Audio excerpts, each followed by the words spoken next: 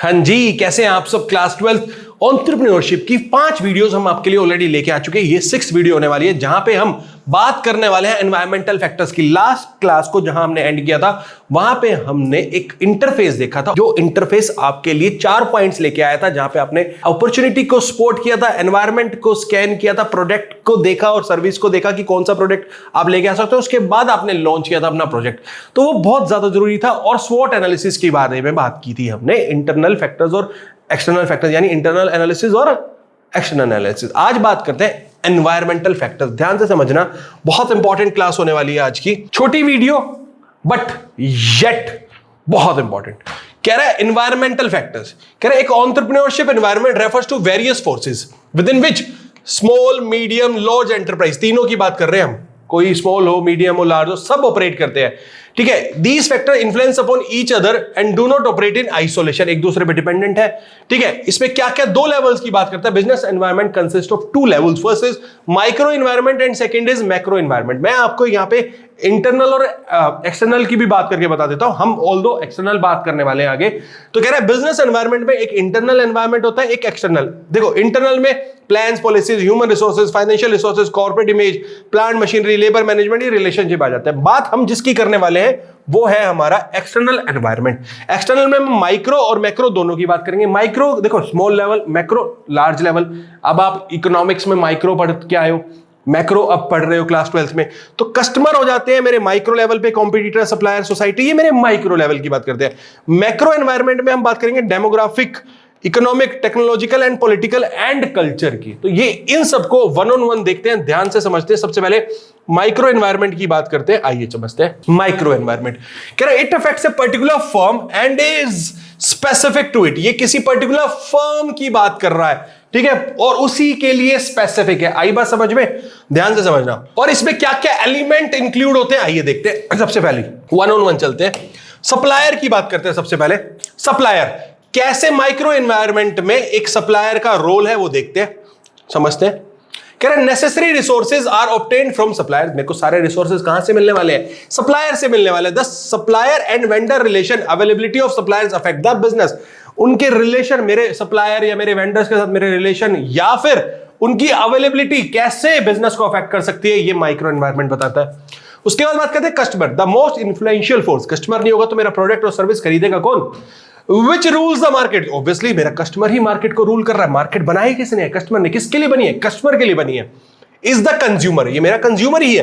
Consumer needs and wants have to be understood and goods should be produced to satisfy consumer. Economics में आप यही तो पढ़ते हो यार, कंज्यूमर की वांट्स को सेटिस्फाई करना है, मैक्सिमम सेटिस्फैक्शन ऑफ वांट, ये हमारा मोटिव बन जाएगा।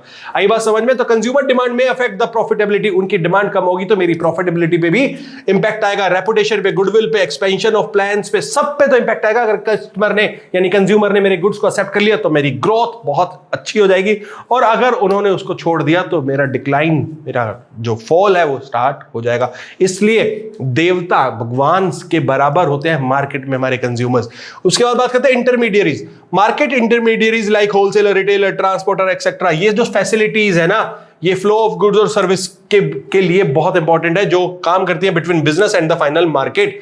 ठीक है, मेरे इंटरमीडियरीज ही मेरे गुड्स और मेरी सर्विसेज को मार्केट तक लेके जा रहे हैं। ठीक है, firms can not survive without them. Intermediaries के बिना सर्वाइव करना डिफिकल्ट हो जाता है। देखो, मैं ये बात नहीं कहना चाहूंगा कि बिल्कुल ही नहीं सर्वाइव नहीं कर सकती, सर्वाइव कर सकती है, बट बहुत रेयर चांसेस हैं जहां पे इंटरमीडियरीज नहीं होते। उनका रोल एक बहुत ही वाइटल रोल है। Competitors, these are such factors in the micro environment that provide similar offerings. Obviously, competitor हमारे तरह ही कुछ ना कुछ goods और same services provide कर रहे होंगे। To remain competitive, firm has not to only identify them but also to make strategies to have an edge over them. खाली उनको identify करना ही जरूरी नहीं है, कुछ ऐसा नया और इनोवेटिव चीज भी आगे लेके आनी है ताकि हम उनके above edge ले पाए। तो ये हो गए मेरे कॉम्पिटिटर। जनरल पब्लिक का क्या रोल है माइक्रो एनवायरनमेंट में? कह रहा है public is any group that has an actual और पोटेंशियल इंटरेस्ट, जिसका एक्चुअल या फिर पोटेंशियल आज नहीं तो कल हो सकता है इंटरेस्ट किसमें? हमारी ऑर्गेनाइजेशन की ability to achieve its interest. ठीक है, मीडिया पब्लिक, लोकल पब्लिक, ये सब चीजें आ जाती है इसमें। देखो, आज नहीं तो कल वो मेरा कस्टमर बन सकता है जनरल पब्लिक। आज अगर एक्चुअल है तो अच्छी बात है, नहीं है तो फिर वो मेरा पोटेंशियल कस्टमर तो हो ही सकता है। तो जनरल पब्लिक का भी माइक्रो एनवायरनमेंट में बहुत बड़ा रोल है। ये हो गए मेरे 5 माइक्रो एनवायरनमेंट को अफेक्ट करने वाले elements: suppliers, customers, intermediaries, competitors and general public. बात करते हैं माइक्रो के बाद मैक्रो एनवायरनमेंट की। मैक्रो एनवायरनमेंट हम लार्ज लेवल की बात करेंगे, जहां पे डेमोग्राफिक एरिया की बात करेंगे, इकोनॉमिक की बात करेंगे, पॉलिटिकल एंड कल्चरल एनवायरनमेंट की बात करने वाले हैं। These are the factor that affect the industry, complete industry, किसी स्पेसिफिक को नहीं, complete industry as a whole को इंपैक्ट करती है, जिसमें हम political, economical, social, technological, ecological, legal factors को बात करते हैं, जिसमें हम पेस्टल एनालिसिस भी बात करते हैं। Political, economical, social, technological, ecological and legal factors. Macro forces refers to all those forces that are part of larger society and are uncontrollable in nature. यार लार्ज को कंट्रोल करना भी तो अपने आप में एक बहुत बड़ा टास्क हो जाता है। आई बात समझ में?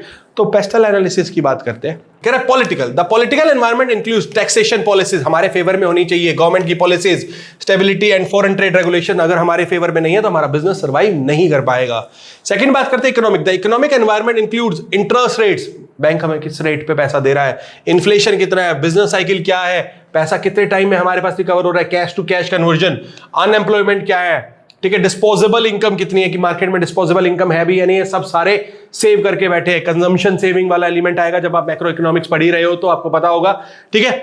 एनर्जी अवेलेबिलिटी एंड को, सारी चीजें हम इकोनॉमिक एनवायरनमेंट में देख के बात करते हैं।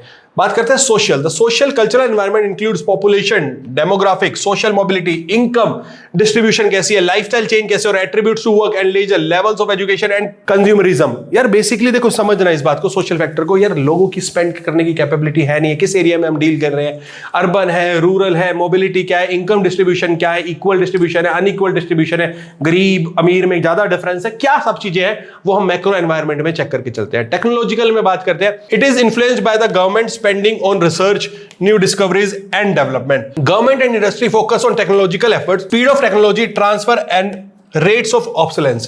किस रेट से वो ऑब्सोलीट हो रही है टेक्नोलॉजी, ये सब बात करके चलेंगे हम टेक्नोलॉजी में। Ecological, it consider the ways in which organisation can produce its goods and services within minimum environmental damage. यार इकोलॉजिकल स्ट्रक्चर मेंटेन करना है, पेड़ तो नहीं काटे जा रहे, गैस तो रिलीज नहीं हो रही जो एनवायरमेंट को पॉल्यूट कर रही है, मेरा वाटर तो यानी वाटर बॉडीज जो है यानी मेरी रिवर्स या मेरे डैम्स वो सारे खराब तो नहीं हो रहे, मेरा प्रोडक्ट और सर्विस जो भी मैं जनरेट कर रहा हूं उसकी वजह से, वो सब चीजें देखनी है। एंड लास्ट आता है legal, it covers areas such as taxation, employment law, monopoly legislation and environmental protection laws। ये सब चीजें मेरे फेवर में है या नहीं है, ये सब मेरा मैक्रो एनवायरनमेंट बताता है। बेसिकली यार मैं एनवायरमेंटल लॉज के को अबाइड कर रहा हूं, क्या कर रहा हूं, कहीं ओवर रूल तो नहीं कर रहा, कहीं ऐसी पेनल्टीज ना आ जाए मेरे बिजनेस पे, ये सब चीजें, ठीक है। मेरा प्रोडक्ट ऐसा ना हो जो एनिमल्स को भी हो सकता है खराब कर रहा हो, तो ये सब चीजें हमें देखनी है, डिस्पोजेबल है नहीं है, ये सब चीजें देख के ही हम अपने प्रोडक्ट एंड सर्विसेज को मार्केट में रिलीज करते हैं। तो ये हो जाता है मेरा complete macro environment, and environment analysis बहुत इंपॉर्टेंट बन जाता है फॉर एनी बिजनेस, ठीक है। तो ये थी हमारी 6th वीडियो, और इस वीडियो में आपने बहुत अच्छे से हमें सपोर्ट किया। इस वीडियो को शेयर कीजिए, चैनल को करो सब्सक्राइब, क्योंकि आने वाले दिनों में आप हमारे साथ पूरा एंटरप्रेन्योरशिप यही करने वाले हो। Till then take care.